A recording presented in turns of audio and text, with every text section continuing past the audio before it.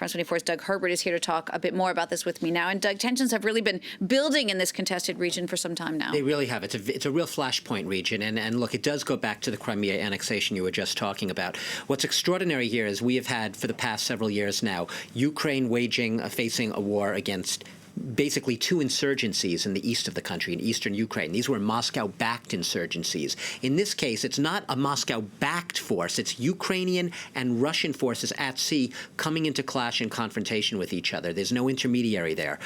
So it is right there, there's a sense of escalation in what's going on. Go back to Crimea. When Russia annexed Crimea, as you said, illegally in 2014, it's an annexation not recognized by most of the international community. It also claimed territorial waters around that peninsula. Territorial waters claims that Ukraine is never recognized. This is part of the source of that tension because all of it is about trying to assert authority, control, sovereignty, and territory. What you've basically had is over the past year or so, you've had, yes, on both sides detaining, stopping ships, trying to up the pressure. Ukraine stopped a Crimean registered vessel off the Black Sea in those waters back in March.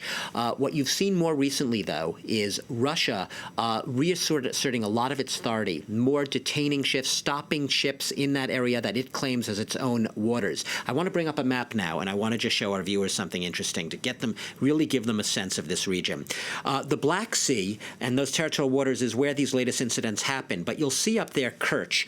Kerch Strait is a very narrow strait, and what it is it's basically the only strait separating right now Crimea from the Russian mainland. Ships have to go through a very narrow passage through Kerch there to get into the Sea of Azov, and this is where things get a little dicey, because what you have in the Sea of Azov is, under a 2003 treaty, it is joint territorial waters. Ukraine has the right to patrol there, as does Russia. They're supposed to share the waters. What's happened in effect, though, right now is it's become a real flashpoint, a contested point, and mostly so, you have Mariupol and Berdyansk, two Ukrainian seaports, coal, steel ports, which are right now a real trading hub for Ukraine. They rely on it both as a trading hub for jobs, local jobs and industry, but also to ship out things like grain en route to Turkey. If ships can't get there, that's going to have an effect on Ukrainian economy and industry. Russia knows this. This is, it would seem, an attempt by Russia to ramp up the economic pressure on Ukraine by making it more difficult, or in some cases almost impossible, for its commercial shipping to be able to reach these ports. And it has reached an escalation point at which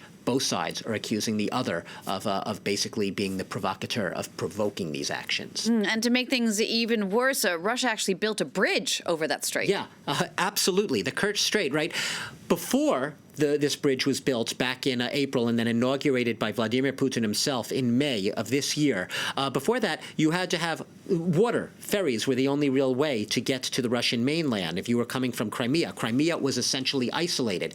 Then they built this $3.7 billion bridge connecting Crimea, the peninsula, to the Russian mainland, providing a land link via bridge. An enormous task, but what's also accompanied that at the same time is, as we saw at the bridge is about 33 meters high, not that high by international standards, but the Russians literally put one of their cargo ships right in front of that bridge that basically prevented the Ukrainian ships from being able to pass through that strait en route to their ports. What we have seen since the building of this bridge is more and more Russian inspections, interceptions, and inspections of ships. We've also seen Russia moving more of its naval vessels, more of its fleet from the Caspian more into this region. Like I said, it's not just Russia obviously stopping and intercepting these ships. Ukraine has also tried to assert its authority, but it's been a very, very dicey situation. And in this case, it's fair to say the FSB itself, the Russian security agency, has